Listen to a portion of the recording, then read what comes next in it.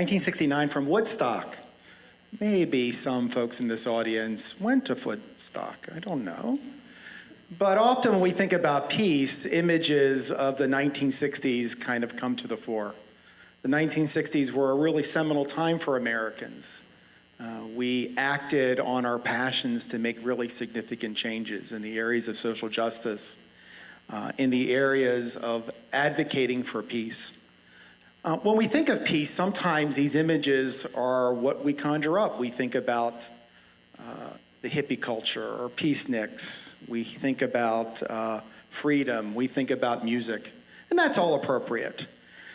But as our society has progressed, the images of peace have changed.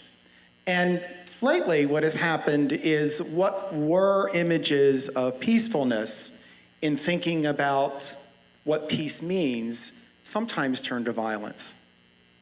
People who engage in non-violent civic action are people that work very hard to make sure that the people that they have working with them stay the course. But sometimes things go off the rails. Sometimes people are not trained in nonviolent civic action, and sometimes they're interlopers that show up and make changes that are unexpected. And be quite frank with you, recently sometimes there's heavy-handedness from law enforcement. This is from Ferguson in 2014, and this was the end of the day when the day started with peaceful protest. After the election in November, lots of high school students around the country were upset about the result. There were high school students who were also pleased with the result. I know in my own county, Montgomery County, Maryland, students got together and many of them walked out the day after or 2 days after school. In school that's very nearby, 100 students decided to walk out of school in protest of the election. There were also students that walked out in support of the election results. And the students that planned this to be a peaceful protest. They had permission from the principal, permission from the school board. But what ended up happening is when the two groups converged in front of the county courthouse, there was a fight. And it was the fight that became the news that evening. One student slugged another student. The students then came to me and some other of my colleagues who work with our city's Human Rights Commission and say, look, we need training. We need to be able to do this better. We need to be able to avoid this type of violence when it comes to engaging in nonviolent conflict. This is really important. What we're looking at here is we're thinking about how to go about make change. This is a photograph of Mahatma Gandhi. At the time, he was not Mahatma, he was Mohandas K. Gandhi. This is from 1909 when he was a polished, London-educated barrister still in South Africa. 5 years later, he would go to India and change the world. He would never look like this again, as you know. He would don the garbs of Indians and dress very modestly. One of the things that Gandhi said, which I want us to think about, is, as the means, so the end. What Gandhi was saying to us was, how we go about things reflects our morality of justice, our morality of honesty, our reality of truthfulness, our reality of peacefulness. We can't always, for sure, predict the outcome.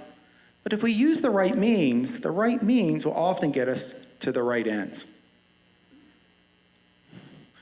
No one can argue the fact that we live in a violent society. We live in a society where violence permeates everything that we do. We live in a society where it's hard for us to get away from the violence that's all around us.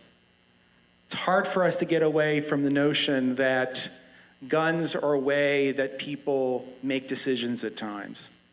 It's part of our culture. And violence is something that even today was something that we dealt with in Washington when a member of Congress was shot. People who work for peace increasingly use the word peace building to describe the work that they do. Peace building is the process and the effort by which we look at means and we look at ends to reflect a society where human rights are respected, where a living wage is ensured, We're equality between people who have advantages and those that don't have advantages are evened out. Where social justice values are encouraged, where poverty is alleviated. Peace building envisions universal values of community, universal values of love, universal values of welfare. For 30 years, I spent my time working mostly with college and high school students in promoting peace and conflict resolution. I was very fortunate in my career when I was at a community college to go overseas as a U.S. Fulbright scholar. I went to Estonia, and I was fortunate because very few community college faculty have an opportunity to engage and participate in the Fulbright program. In my case, I took my whole family along. I think many of you might have gone on your own, but the advantages of taking your family along are probably fantastic in our case. My wife and I took our 3-year-old daughter and our 9-year-old son overseas, and I changed not only us, but it changed our children in very, very pronounced ways. I came back from that experience, and then I left my community college and started working in Washington, D.C. for the United States Institute of Peace. At the U.S. Institute of Peace, I spent most of my time traveling around the United States working with college students and college faculty to promote the teaching of peace and conflict resolution with them. Often I would be in a session with college students, and we would talk about peace, and we'd talk about social justice, and we would engage in activities and be very interactive and lots of fun and so forth. And then we'd have questions and answers. And the questions were always, how do I get a job working for peace? Sometimes they'd raise their hand and say, how can I get your job? And it wasn't always an easy question to answer, to be quite frank with you. It isn't easily identified. I've spent the last couple of years writing a book to try to answer some of those questions. But one of the things that I remind students is the way you go about doing things is the ability and is important to your ability to making peace around the world. The means, as the means, so the ends. It's really hard today to be a college student. College students have stress, right? It's the stress of peers. It's the stress of leaving home. Sometimes that's stressful on parents too, leaving home. I know I have a high school daughter who's going on to college, and my wife and I are grappling with her leaving home. And she's been on high stress since the first day of high school. But making decisions about sexual mores and avoiding drug use and the pressures from peers and choosing the right major, oh my gosh, is one thing after another. I'm waiting for her to deal with all of this. And often, maybe frequently, hanging over a student's head is this cloud of when I graduate, what will I do? And how am I going to pay off that average $40,000 debt? Some students it's $200,000. And it's due 6 months after you graduate. So for anybody here who just graduated, just to remind you, December is your first payment. College is also a time of exploration. It's a time when students start to find out about themselves, about their values, about what's important to them. They get that space to think and to dream. They get that space to be inspired by speakers and by each other. They get that space to kind of paint the perfect world, the world that they want to do, and that is really important also. Today, 1/3 of American workers are millennials, and by 2025, 75% will be millennials. So it's really important for us to know what are the values of millennials, how do they see the world, how do they operate in the world. Recently, the Intelligence Group did a study and found that 88% of millennials would rather engage in collaboration than competition to get things done. They'd rather collaborate than compete. It's very interesting because we seem to think we live in a society where competition is the be-all and end-all. And 64% of millennials say, I want to make positive change in the world. I want to make a difference in the world. That's really important. It's important when you think that after the election in November, surveys came out, and the one that I remember in particular was the Pew Research survey that said 86% of Americans think we are more divided than ever. more than divided than ever. It's a significant division in our country. Robert Putnam, in his 2000 book, Bowling Alone, talked about the fact that civic spaces in the United States have shrunk and shrunk and shrunk. That going to PTA meetings or going to civic associations are not things that people do anymore. And as a result, the opportunities to discourse and to converse and to talk with people is not as present as they once were before. Dialogue is not complicated, but often we think about conversing with someone as a matter of beating them over the head with our point of view into submission so that they agree with us. That's not what it's about. It's about conversing with people to reach understanding, to open our hearts to what they're saying so that we ourselves can learn about what they're saying. This is what dialogue is all about. In 2014, August of 2014, I was invited to St. Louis Community College.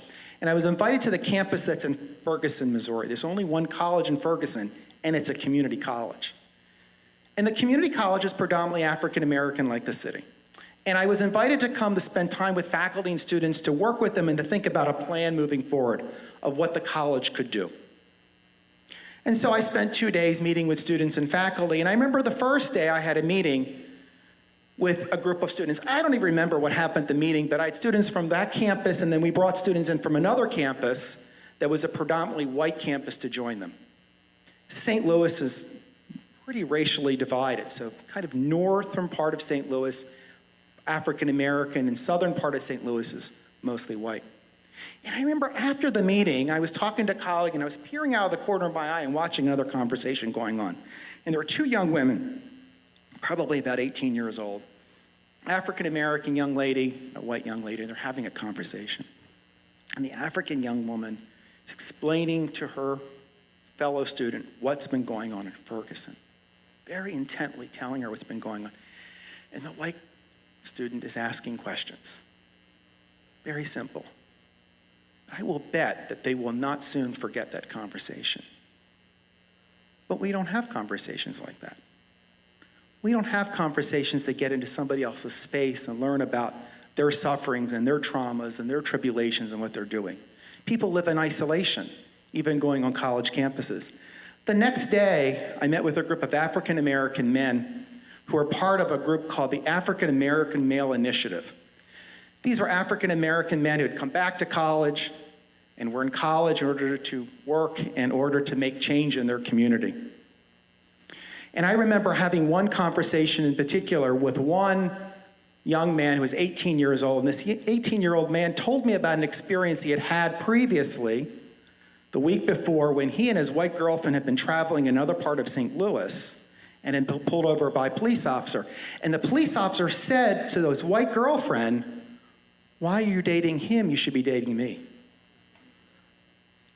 Talk about humiliation. What was important to me was not just the conversation itself, but what was important to me is having the conversation because, as you can see, I'm a white man of a certain age. And police brutality is not something that I've experienced. And what I hear about it as I hear about it on the Washington Post or listen to it on the NewsHour. So having this conversation with somebody who's had this experience was very valuable to me. So talk about negotiation with students. This is also important to think about, that we negotiate all day long in the things that we do, in everything that we do. And I remind students that negotiation is something that's really valuable in how they go about their day. So I say to students, say you and your girlfriend or boyfriend want to go to the movies tomorrow night, and you want to go see Frozen, for the umpteenth time. That song, let it go, just can't let it go. Those of you who have kids know what I'm talking about. And your partner wants to go see the Texas Chainsaw Massacre. Anybody ever seen that? Okay. It's a cult movie in college. So you're thinking, oh, you could say, that's the end of our relationship, right? That's it. It's not probably what's going to happen. You're going to try to negotiate with each other to figure out the relationship. So what are you going to do? Maybe we'll find a movie that's a little bit like both of those two movies. Maybe. Or maybe what we'll do is we won't go out tonight. You go out with your friends and see that crazy Texas movie, and I'll go out and see Frozen again, right? Or maybe what you say is, we'll see your movie this week and my movie next week. In that case, I suggest seeing the Texas Chainsaw Massacre first and then Frozen. Whatever you're doing, you're negotiating. You're working with somebody to make change. This photograph here is a photograph that is from Collin College, which is north of Dallas, a group of students here. College students, some of them are internationals and some of them are domestic, and they're involved in something called the Welcome to America Club, where they welcome students to the United States and try to make them feel comfortable in coming to the United States. They're engaging in creating the sense of community. So the final means I want to talk about briefly is the idea of nonviolent civic action. I talked about that previously. Engaging with people of differences in a mass way to make change. We are seeing more and more of that going on today. And it doesn't have to be, it's obviously partisan, but regardless of what the partisan divide is, you can learn to do this. I recommend Gene Sharp's work to people who are thinking about doing this. This is actually a photograph of my daughter who's dealing with a lot of stress all the time at the Women's March in January. Martin Luther King, in 1963, was arrested in Birmingham, Alabama. Some of you may remember that. And when he was in the Birmingham jail, he wrote a famous letter from Birmingham jail. And he was writing the letter to the local Protestant clergy in Birmingham. And one of the things he said in the letter was, nonviolent direct action seeks to create such a crisis and foster such a tension that a community that has been constantly refusing to negotiate is forced to deal with the issue. As the means, so the ends.